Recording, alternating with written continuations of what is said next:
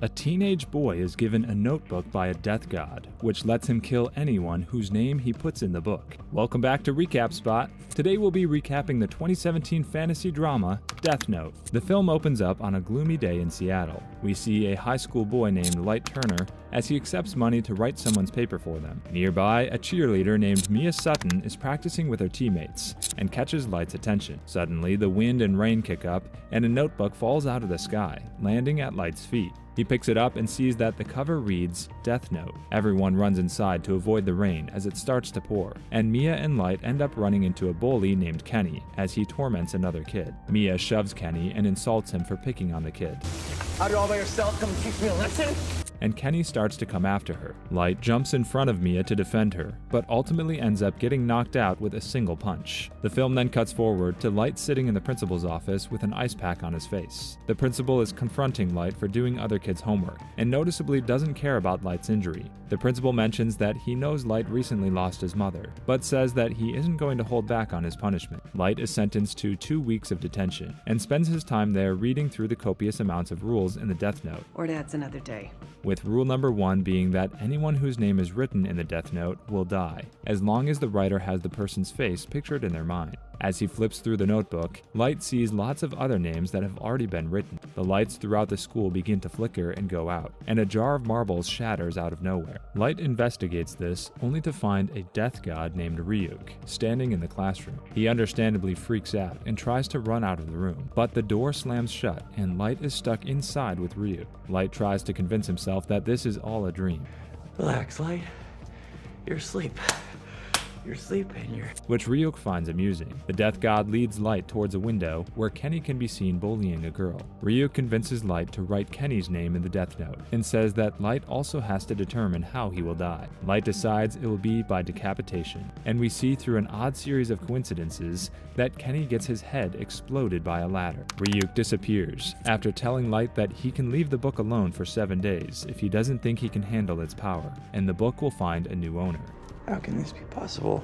But unfortunately, Light isn't smart enough to do that. Instead, Light picks the book up and takes it home, ultimately sealing his fate. Light is eating dinner with his dad, James, when he's asked how he feels about Kenny's death. Light is obviously not too bothered by the boy's death, and James begins chastising Light for being in detention. Frustrated and annoyed, Light lashes out at his dad for being a cop but failing to catch Anthony Scommel, the man who killed Light's mother. Light storms upstairs and begins going through the rules of the Death Note again, only to find some notes scribbled in the margins that warn against trusting Ryuk. Don't trust Ryuk.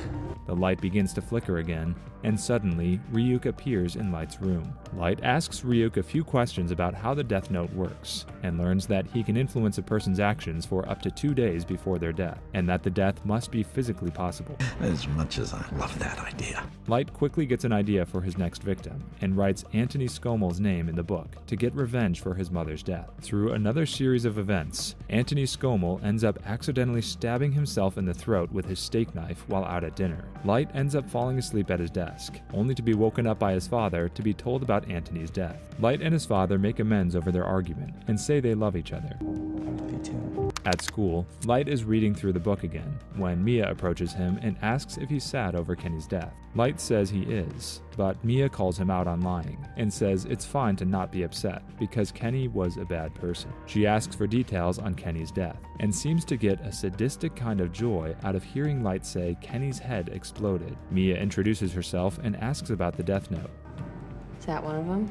Light decides to impress her by showing her how the book works, not realizing he's dealing with a real psychopath. Light brings Mia to another room to show her Ryuk, but it turns out only the keeper of the book can see him. Instead, he pulls up the news and finds a man who is holding a family hostage. Light writes the man's name down and details his death in the book. Mia is shocked and excited when the man dies exactly how Light said he would. The two go out that night, and Light says he feels guilty about killing people, but Mia tells him there's nothing to feel guilty about. The two then decide to team up and use the book to kill off bad people in the world.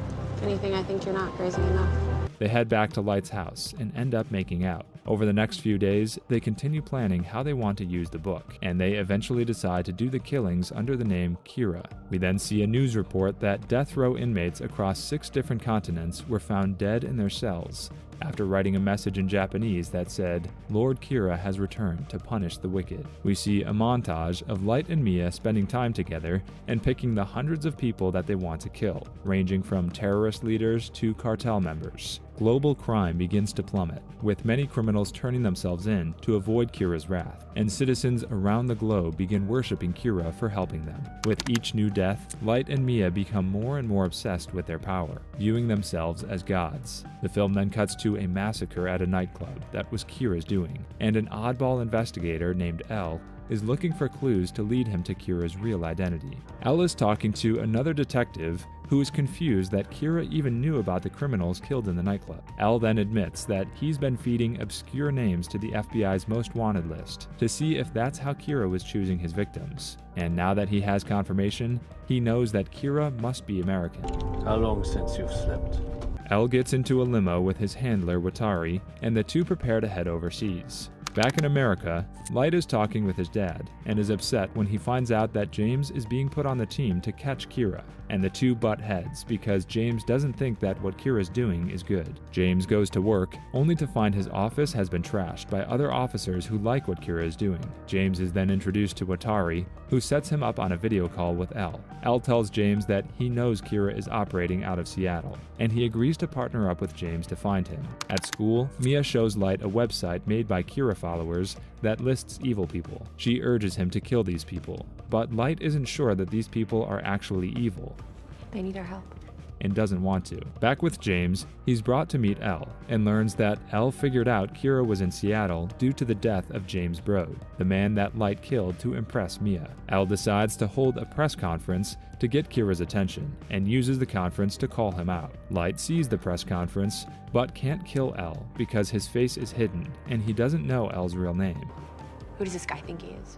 After the press conference, Elle confirms with James that the fact he wasn't killed must mean that Kira needs a name and a face. Light is furious, and that night he asks his dad for information about Elle, but he doesn't get any useful information. The next day, Elle tasks his team of FBI agents to follow anyone with access to the police database, including Light. James isn't happy about this, but ultimately lets it happen. Light and Mia go on a date, and Light suggests they stop using the Death Note for a while until things calm down. The ever-psychotic Mia suggests that instead, they should just kill anyone who defies them. That's why you'd have to get rid of all the agents. The air between the two is awkward, and after watching the news at Light's house for a bit, Mia abruptly packs up her things and goes home. The next day, all of the FBI agents in the investigation mysteriously kill themselves, while Elle tries to warn them about what's happening. Light hears about this and assumes it must have been Ryuk, and Mia tells him that maybe it was a good thing this happened, obviously hinting that she's the one who did it. Light tries to confront Ryuk and tries to threaten him, but Ryuk isn't impressed. Devastated by the death of law enforcement,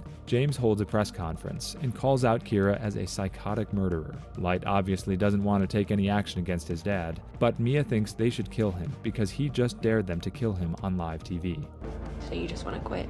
The two end up fighting and seemingly break things off. James comes home and Light tells his dad that he's proud of him. Elle calls James to confirm that he's still alive, before telling Watari that this means Light must be Kira. We see Light reading at a coffee shop when Elle sits at his table. Elle accuses him of being Kira, but Light just gets defensive and plays coy, because he knows that Elle has no proof and can't arrest him. So you really think that I'm Kira? Light heads home and runs into Mia, who begs him for forgiveness and tells him she loves him. The two end up making up, and Light tells her his plan to figure out Elle's real name. He possesses Watari using the book, and asks him to reveal Elle's identity. But Light plans on saving Watari from death by burning the page his name is written on. Ryuk warns him that while he can do this, he can only burn one name from the book ever, so Light better be sure this is the person he wants to save. Watari tells Light that he doesn't have Elle's real name, because he was raised in an orphanage, so Light tells him to find out the name within him 48 hours or he'll die. You just need to go right now.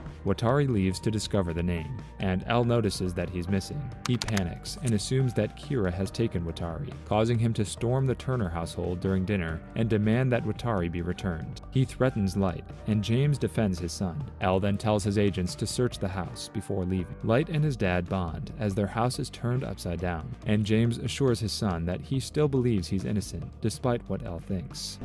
It ends up my book again, Light. The next day, Mia tells Light that she has the death note. The two then decide to go to the homecoming together to avoid suspicion. Meanwhile, Watari goes to a creepy building in Montauk where he finds a file on El. He calls Light at the dance and starts to tell him El's name. El was able to figure out what Watari was doing and sent some men to stop him. While on the phone, Light tries to find Watari's page in the notebook so he can burn it, but Mia has ripped it out. The men sent by El show up just as Watari is about to say El's real name, and they end up being the ones who kill Watari. Ryuk makes fun of Light and says that he likes Mia more. Why didn't you tell me that the page was missing? Light confronts Mia, and she admits to being behind everything. She says she ripped out Watari's page because she wrote Light's name in the book and wants to burn his page instead. She then tells him to bring her the death note. El finds out about Watari's death and grabs his gun and heads out, presumably to kill Light. Light stops to write a few names in the death note before being found and chased through the city by El. Eventually, Light is caught, but gets saved by a follower of Kira. Light meets up with Mia at a Ferris wheel, and the two go to the top. Light asks Mia to run away with him and never use the death note again, but Mia decides to just grab the book. You'll never see me again! Ryuk starts messing with the Ferris wheel, causing Mia and Light to fall out of it. Mia falls to her death, but Light manages to land in water as the page with his name on it flutters out of the death note and lands in a fire. The Kira killings continue while Light is in a coma, proving to the police that Light couldn't be Kira, and El is removed from the investigation. We then see Light in the hospital as a mysterious man returns the death note to him. James visits his son in the hospital and realizes that Antony Skomel was actually the first Kira victim, meaning that Light really was Kira. He asks how he did everything, and we learn through a montage that when Light was writing down names in the book after homecoming, he got a criminal doctor to save him at the pier, and then had a pedophile on the shore pick up the book and continue his work while Light was in a coma, before returning the book and ending his own life. Light is cleared by the police, but El is obsessed with tracking him down. Realizing Mia must be involved, El breaks into her room and finds the page she stole from the death note. He angrily slams the page onto her desk and picks up a pen, but the film ends before we find out if he actually wrote Light's name on the page. Click one of the videos on screen right now.